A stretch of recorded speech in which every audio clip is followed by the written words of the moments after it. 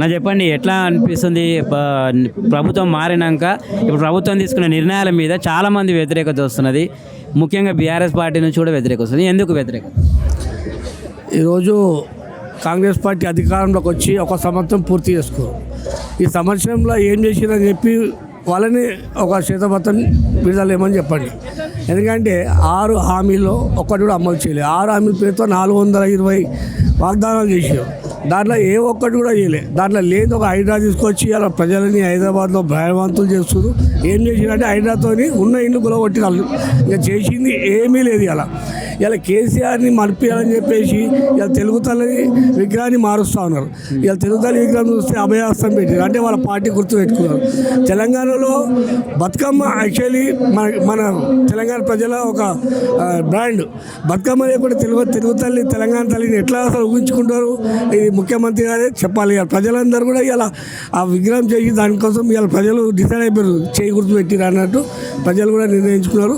రేపు రాబోయే రోజుల్లో తొందరగానే ఈ పార్టీకి ఇంటికి పంపిస్తారు. కాంగ్రెస్ వర్గాలేమో ఇదే అసలైన తెలంగాణ తల్లి నిర్వచనము, ఇంతకుముందు బీఆర్ఎస్ పెట్టింది కాదు అంటుంది. మరి దీని మీద ఏమంటారు?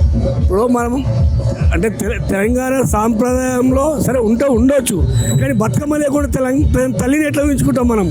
అవునా కదా?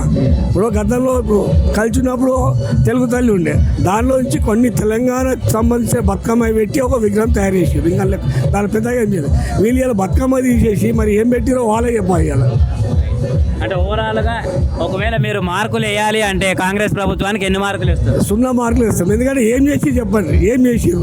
6 హామీలతో 420 వాగ్దానాలు ఏం చేసారు? ఇలా ఆశా వర్కర్లని ఇలా పోలీసు వాళ్ళు కొట్టి ఇలా హాస్పిటల్ అడ్మిట్ అయ్యారు. అంటే ప్రజలు ఇలా అపోజిషన్ పార్టీ వాళ్ళు అంటే పోలీస్ స్టేషన్లు వేస్తారు. ఇలా మా ఎమ్మెల్యేలని అసెంబ్లీ రానియకుండా ఒక ఎమ్మెల్యేని అసెంబ్లీ గేట్ బయట పెట్టడం అసలు ఎక్కడ ప్రజాస్వామ్యం ఇది? ఇలా ఆశా వర్కర్లు అంటే వాళ్ళ మీద పోలీసు రాణించారు. ఇలా హాస్పిటల్లో చావు బతుకులో ఉంది అలా ఒక అమ్మాయి. అంటే మనం ఇంకా తెలంగాణ తెచ్చుకుంది ఇందుకోసమేనా? 1200 మంది పిల్లలు ఆత్మ బలిదానం చేసుకొని ఇలా కేసీఆర్ చావు నోట్లో తలగా పెట్టి బయటకు వచ్చి తెలంగాణ తీసుకొచ్చి ఇలా తెలంగాణ సోనియా గాంధీ ఇచ్చిందంటే ఎవరు అడగకుండా ఇచ్చిరా? లేకపోతే కాంగ్రెస్ నాయకులు పోయి కట్లాలు తీసుకొచ్చిరా?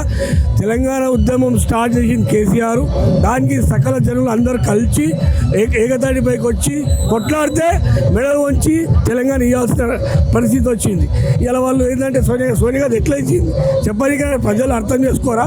తెలంగాణ ప్రజలు ఇవన్నీ ఈ బూటకు మాటలు, ఈ రేవంత్ రెడ్డి ఒక మాట విధానం ప్రజలకు అయిపోయింది.